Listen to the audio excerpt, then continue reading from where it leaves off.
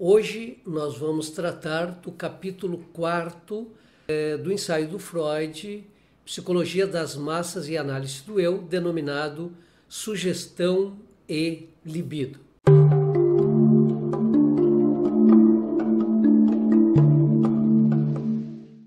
Freud, no quarto capítulo do ensaio, então Psicologia das Massas e Análise do Eu, ele trata primeiro de uma questão fundamental. Ele trata sobre sugestão e libido, mas ele vai focar mais especificamente na libido. E esta questão fundamental que Freud já de imediato coloca no início do capítulo é aquela em que um indivíduo numa massa está sujeito às suas influências, né? E aí ele experimenta uma alteração frequentemente profunda em sua psique. Essa é a primeira ideia do Freud.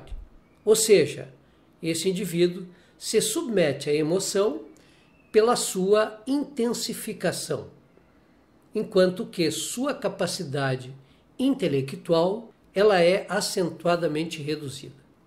Isso ocorre pela remoção daquelas inibições das pulsões próprias a cada indivíduo e também pela renúncia às conformações especiais de suas inclinações.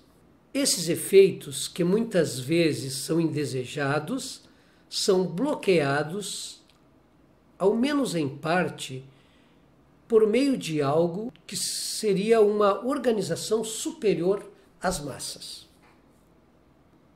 Freud desejava encontrar uma explicação psicológica dessa mudança psíquica experimentada pelo indivíduo na massa. Ou seja, relembrando, a intensificação das emoções e a inibição do intelecto. Freud contesta fatores racionais, tais como intimidação do indivíduo enquanto ação de autoconservação. O que Freud entende é que isso não cobre os fenômenos que cabe observar.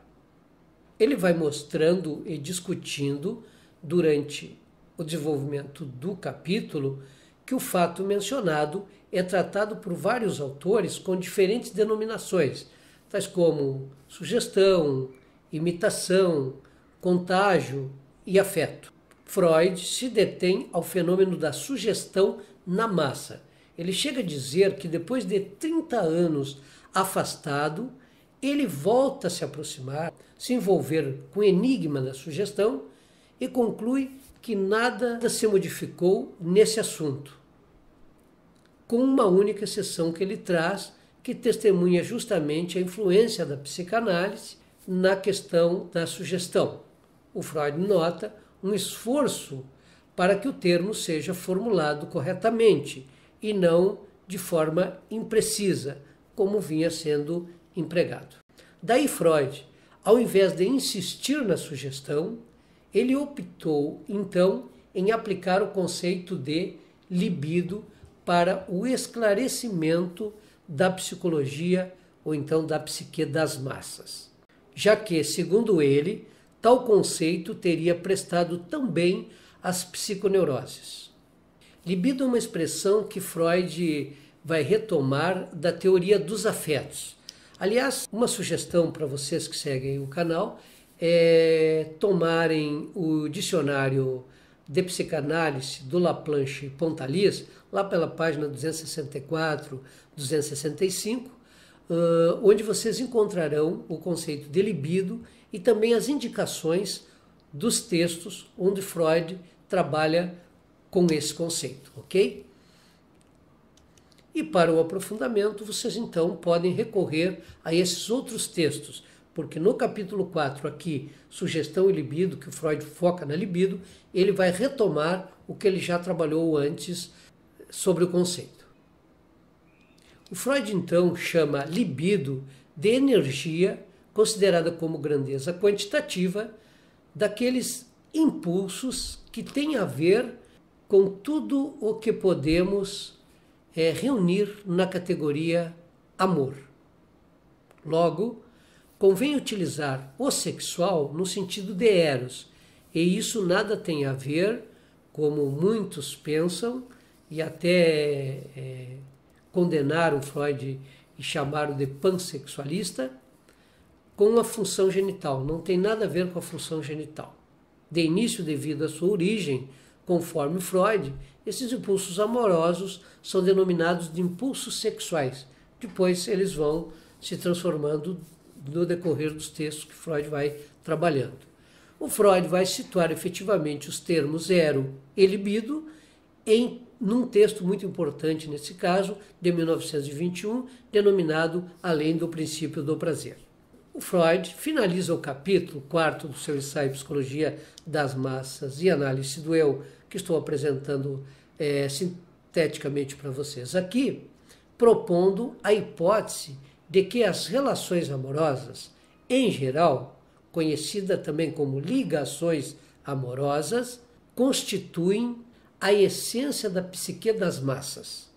Ele lembra de que os autores que ele vai citando no decorrer do texto não mencionam essas relações, ou seja, as relações amorosas. O que corresponde efetivamente a essas relações estariam por trás do biombo da sugestão.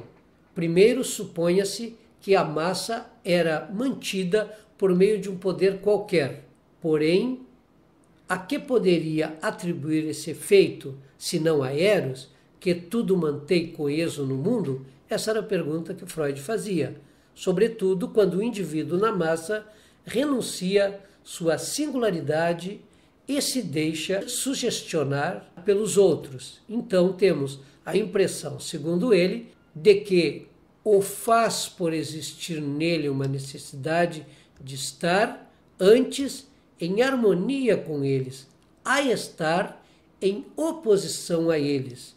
Ou seja, talvez o faça por amor a eles. No próximo vídeo será apresentado o capítulo 5º do ensaio A Psicologia das Massas e Análise do Eu, onde Freud vai lançar mão de duas massas artificiais altamente organizadas, a Igreja e o Exército. Me aguardem, eu volto.